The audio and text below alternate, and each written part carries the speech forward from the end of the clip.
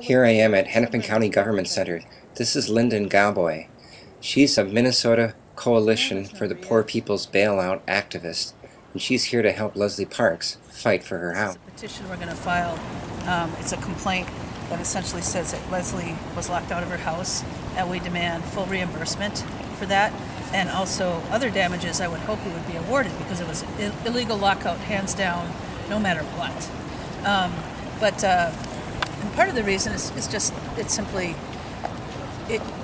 immoral on the part of IndyMac because they had sent her a note, here's the note, that they rescinded the sheriff's sale and that she and her mother had no worries about being evicted. It even mentions that we were going to go into negotiations Monday, November 30th, which we did. And so we went to have a... And you didn't think they were terminated right away on that first day? Well, no. Yeah, no. And absolutely, in the negotiations, it was a negotiation. It appeared in good faith. Different offers were put on the table. We explained what the Parks family needed out of this. They understood. We put a counter offer. They said it wound up with them saying that they were going to forward the offer and the information about our requests to the chairman of the board and the CEO. And that's where the status was in your mind when you left negotiations with them? Absolutely. They have an appraiser scheduled to come out on Friday so that they can do their part of the negotiation. We're going to have our own appraiser. They appear to have negotiated in a very tough way. Or even confused. Yeah. Well, it was just like kind of par for the course. We wanted to get more. We wanted to find out more information. When did Leslie find this out? Last night when she returned home from work? About the lockout? Yeah, she came home from work. Last night was freezing cold. And we already had an inch on the snow or on the ground, and it was blowing horizontally. Yeah, exactly. So she gets to her house. She sees that lights are on that weren't on before. And so they were clearly tromping through the house in the process of changing the locks. So it's just disgusting. So we're going to go to court today and demand that Leslie get back in her home today. Were you able to even if we were not successful in rescinding the sheriff's sale, even if we were not successful in rescinding the They could have warned foreclosure. you. All of her possessions were in the house. Well, no, absolutely. Her pets are in the house. Who knows if the pipes are freezing Her pets now? are in the house? Absolutely. She has a cat in there or what? Yeah, she has some kitties in there. Oh. The pipes could be freezing. We don't know. Maybe she left the heat down and suddenly the wind blew up. It's freezing out there now. Even if we had lost, even if the house was in foreclosure and the redemption period was over, they still have to go, the sheriff has to put a notice on the door saying, you have a day in eviction court. That's the way it works. So, they're just... I've followed the foreclosure story now for about 9 months maybe. Mm-hmm. And I've seen so many turns. It's a roller coaster with this story. Mm-hmm. Every time you think you've made a breakthrough, something can reverse it in just a week. And so what is going to happen next? Yesterday when you got home from work, Leslie?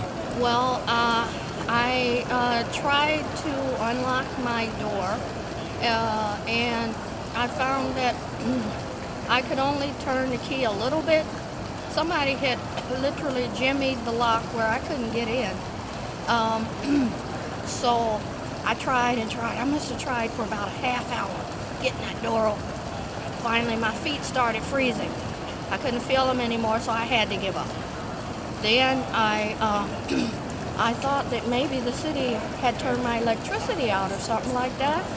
But then I found when I went to the front of the property, or drove around to the front of the property, there was a light on that I normally keep off, and the back light that I always keep on was off.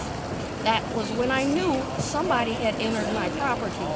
I also took a look at the lockbox, I opened the glass screen door to find there was a lockbox on the property.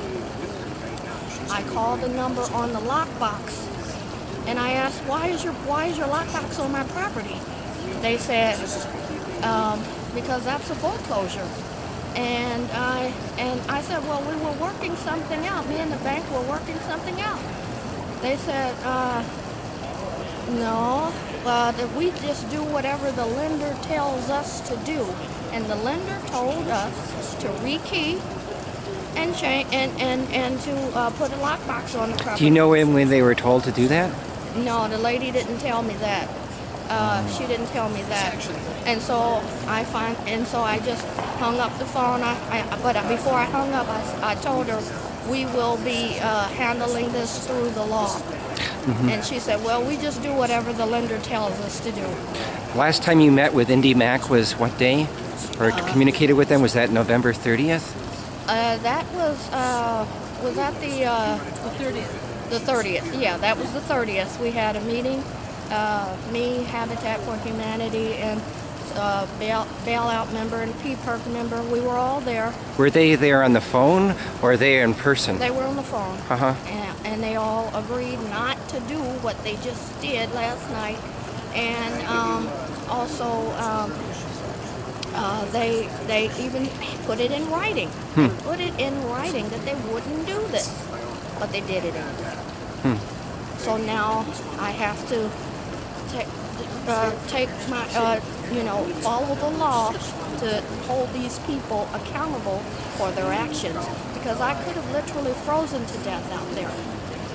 It was blizzard conditions last night here in Minneapolis. Yes, it was. Blizzard conditions. And they chose to lock me out when they said they wouldn't. That's awful.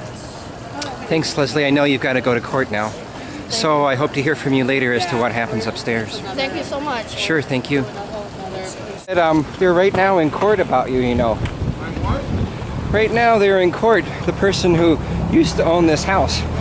She's in housing court because she thought that IndyMac was going to go into negotiations with her. She was kind of shocked yesterday to be locked out of her house.